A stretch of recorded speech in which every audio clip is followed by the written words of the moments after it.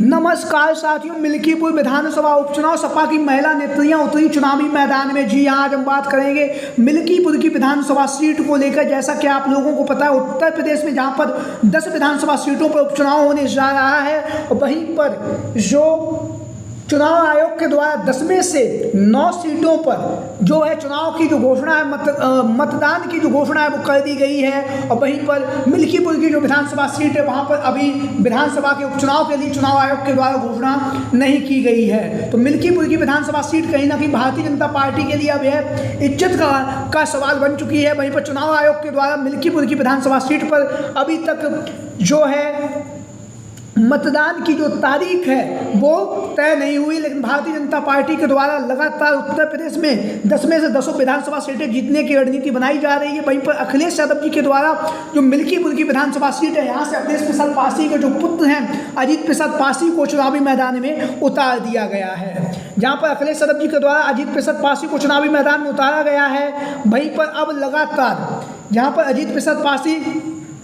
धुआंधार तरीके से चुनाव प्रचार कर रहे थे, लगातार लोगों के बीच में और जनता के बीच में पहुंच रहे थे, और लगातार जो है समाजवादी पार्टी का जो प्रचार प्रसार है वो अजीत प्रसाद पासी के द्वारा धुआंधार तरीके से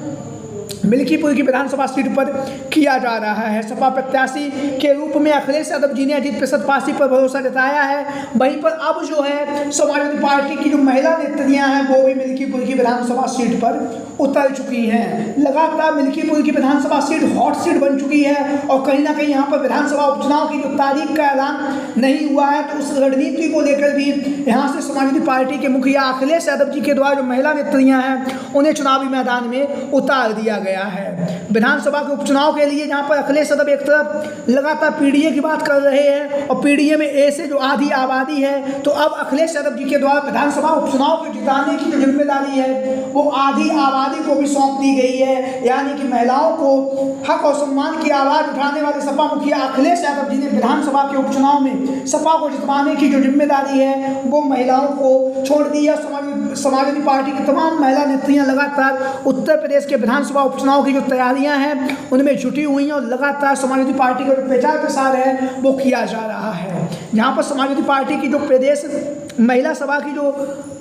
राष्ट्रीय अध्यक्ष हैं जूही सिंह के निर्देश पर पीडीए महापंचायत आयोजित किया गया। कार्यक्रम ग्राम चिमिया विधानसभा हरगांव में संपन्न हुआ। कार्यक्रम में मुख्य अतिथि के तौर पर राष्ट्रीय अध्यक्ष महिला सभा श्रीमती जूही सिंह रही हैं, और इसी कार्यक्रम की सफलता के लिए सचिव गोविंद यादव का विशेष योगदान रहा है। तो वहीं पर अब जो समाजवादी पार्टी की जो महिला नेत्रियां हैं वो भी लगातार विधानसभा के उपचुनाव के साथ ही साथ जो विधानसभा का चुनाव होने जा रहा है 2027 में, उसके लिए अभी से चुनावी मैदान में उतर चुकी हैं। तो लगातार समाजवादी पार्टी के तमाम दिग्गज नेता लगातार विधानसभा उपचुनाव की तैयारियों में जुटे हुए हैं, और लगातार समाजवादी पार्टी को ज़्यादा से ज़्यादा सीटें जितवाने में कहीं ना कहीं अभी से ही चुनाव प्रचार में जुटे हुए लगातार लोगों के बीच में और जनता के बीच में सपा की महिला नेत्रियां पहुंच रही हैं।